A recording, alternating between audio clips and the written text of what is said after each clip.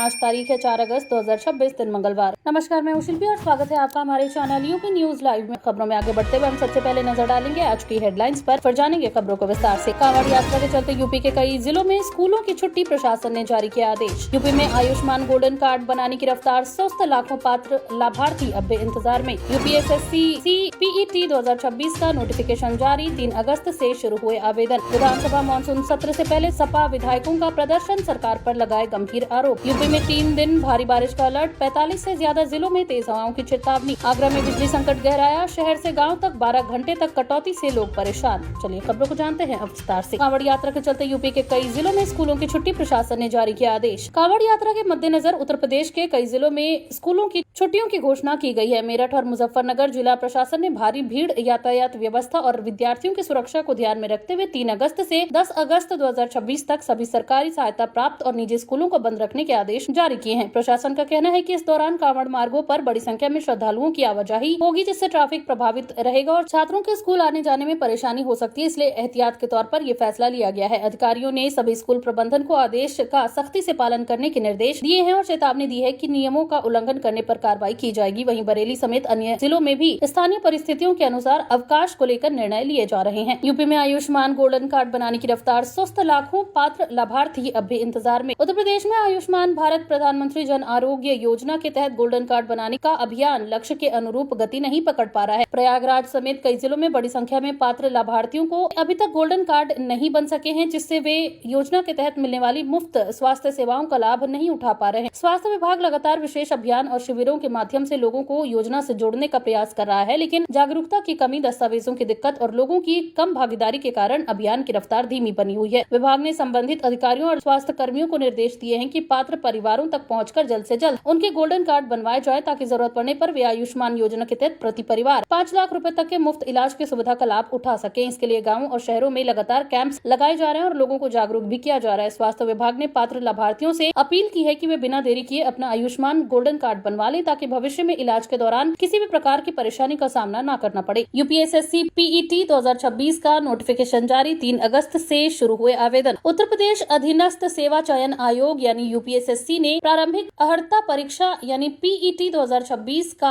आधिकारिक नोटिफिकेशन जारी कर दिया है। इस परीक्षा के लिए ऑनलाइन आवेदन प्रक्रिया 3 अगस्त 2026 से शुरू हो चुकी है और अभ्यर्थी 1 सितंबर 2026 तक आवेदन कर सकेंगे। आवेदन शुल्क जमा करने की अंतिम तिथि भी 1 सितंबर तय की गई है, जबकि आवेदन पत्र में संशोधन 8 सितंबर तक किया जा सकेगा। पीईटी परीक्षा उत्तर प्रदेश सरकार के विभिन्न ग्रुप सी पदों पर होने वाली भर्तियों के लिए अनिवार्य पात्रता परीक्षा है। इस परीक्षा के लिए हाई स्कूल यानी 10वीं या समकक्ष परीक्षा उत्तीर्ण अभ्यर्थी आवेदन कर सकते हैं। आयोग ने आवेदन से पहले सभी उम्मीदवारों के लिए वन टाइम रजिस्ट्रेशन यानी ओटीआर अनिवार्य किया है। अभ्यर्थियों को सलाह दी गई है कि आवेदन करने से पहले आधिकारिक नोटिफिकेशन को ध्यान से पढ़ें और समय रहते आवेदन प्रक्रिया पूरी करें, ताकि अंतिम समय की परेशानी से बचा जा सके। यूपी के निजी स्कूलों के शिक्षकों को बड़ी राहत, नौकरी और वेतन के लिए बनेगी सेवा नियमावली। उत्तर प्रदेश सरकार निजी माध्यमिक स्कूलों में कार्यरत करीब 3,50,000 शिक्षकों के हितों की सुरक्षा के लिए नई सेवा नियमावली तैयार करने जा रही है। इसके लिए अपर मुख्य सचिव यानी माध्यमिक शिक्षा की अध्यक्षता में 7 सदस्यीय समिति का गठन किया गया है। नई नियमावली लागू होने के बाद निजी स्कूल प्रबंधन बिना उचित कारण किसी शिक्षक को नौकरी से नहीं निकाल सकेगा। साथ ही शिक्षकों को नियुक्ति पत्र देना अनिवार्य होगा और उनका वेतन आधार से जुड़े बैंक खाते में जमा करना होगा। नियमों में अवकाश, सेवा सुरक्षा, योग्यता और नियुक्ति प्रक्रिया जैसे महत्वपूर्ण प्रावधान भी शामिल किए जाएंगे। इस शिक्षक संगठनों ने सरकार से ये भी मांग की है कि निजी स्कूलों में शिक्षकों के लिए न्यूनतम वेतन तय किया जाए, क्योंकि कई स्थानों पर बेहद कम वेतन दिया जा रहा है। यूपी पुलिस भर्ती 2025 का रिजल्ट जारी, 76,000 से ज्यादा उम्मीदवारों का चयन। उत्तर प्रदेश पुलिस भर्ती एवं पदोन्नति बोर्ड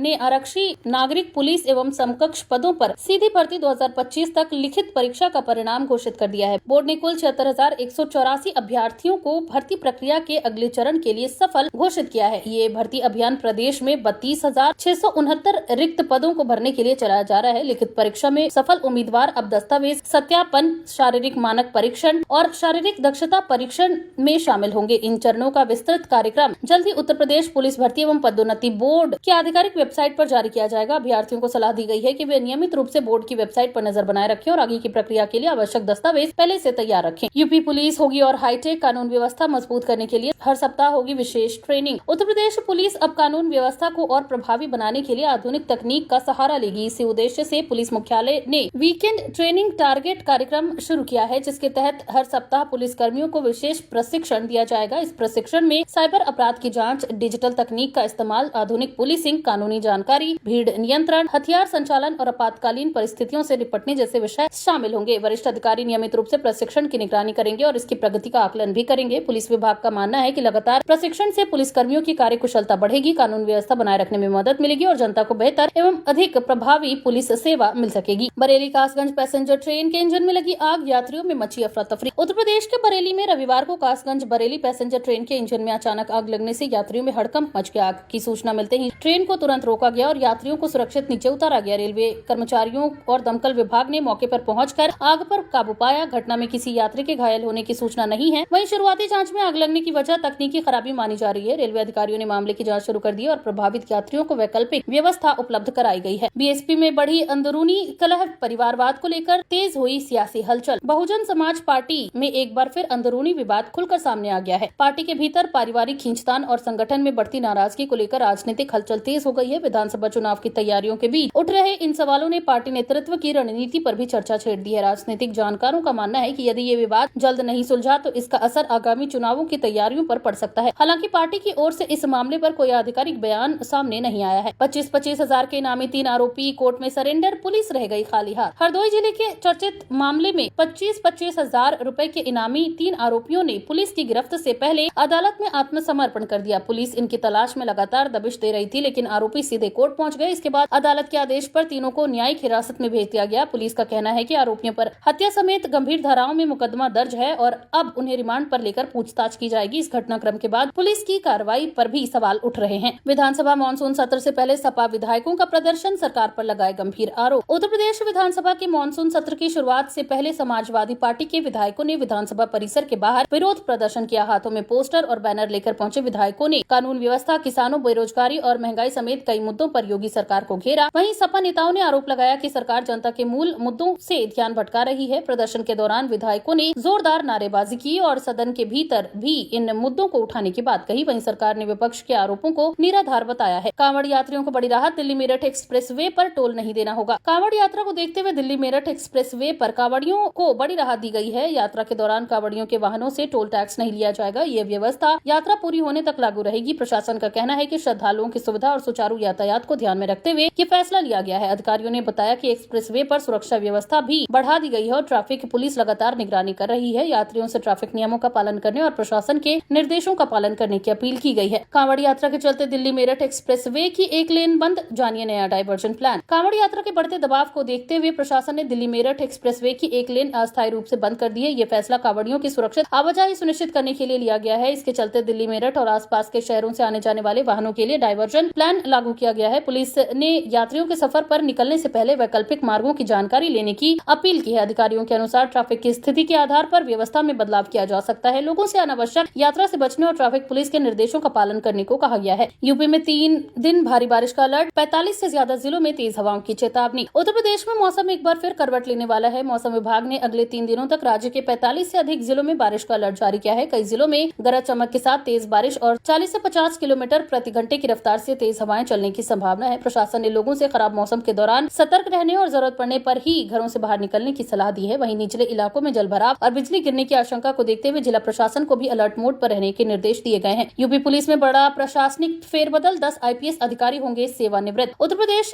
पुलिस में इस महीने बड़ा प्रशासनिक बदलाव देखने को मिलेगा। अगस्त के दौरान 10 वरिष्ठ आईपीएस अधिकारी सेवानिवृत्त होने जा रहे हैं। इनके रिटायरमेंट के बाद कई महत्वपूर्ण पद खाली होंगे जिन पर नई नियुक्तियां और तबादले किए जा सकते हैं। माना जा रहा है कि सरकार जल्द ही बड़े स्तर पर प्रशासनिक फेरबदल कर सकती है। इससे पुलिस महकमे में कई अधिकारियों की जिम्मेदारियां बदलेंगी। वरिष्ठ स्तर पर होने वाले इस बदलाव पर पूरे पुलिस विभाग की नजर बनी हुई है, क्योंकि इसका असर कई जिलों और महत्वपूर्ण इकाइयों की प्रणाली पर पड़ सकता है। गंगा में नहाते समय बड़ा हादसा, 3 युवक डूबे, 1 को बचाया गया, 2 की तलाश जारी। कानपुर में गंगा नदी में स्नान के दौरान एक बड़ा हादसा हो गया। 3 युवक अचानक गहरे पानी में चले गए और डूबने लगे। मौके पर मौजूद लोगों ने एक युवक को सुरक्षित बाहर निकाल लिया, जबकि 2 युवक लापता हो गए। सूचना मिलते ही पुलिस और एसडीआरएफ की टीम मौके पर पहुंची और दोनों युवकों की तलाश शुरू कर दी। कई घंटों तक चले रेस्क्यू ऑपरेशन के बावजूद दोनों का पता नहीं चल सका। प्रशासन ने लोगों से नदी में नहाते समय सावधानी बरतने और गहरे पानी में जाने से बचने की अपील की है। आगरा में बिजली संकट गहराया, शहर से गांव तक 12 घंटे तक कटौती से लोग परेशान। आगरा में लगातार हो रही बिजली कटौती से लोगों की परेशानी बढ़ गई है। शहर से लेकर ग्रामीण क्षेत्रों तक कई इलाकों में 10 से 12 घंटे तक बिजली आपूर्ति बाधित रहने की शिकायतें सामने आई है। भीषण गर्मी और उमस के बीच लंबे पावर कट के कारण लोगों को भारी दिक्कतों का सामना करना पड़ रहा है। स्थानीय लोगों का आरोप है कि शिकायत करने के बावजूद समस्या का स्थायी समाधान नहीं हो रहा। वहीं बिजली विभाग का कहना है कि कुछ स्थानों पर तकनीकी खराबी और लाइन मेंटेनेंस कार्य के कारण आपूर्ति प्रभावित हुई है और व्यवस्था को जल्द सामान्य करने का प्रयास किया जा रहा है। तो ये थी आज के तमाम ताजा अपडेट्स। ऐसी और खबरों को जानने के लिए बने रहिए हमारे चैनल यूपी न्यूज लाइव के साथ। धन्यवाद।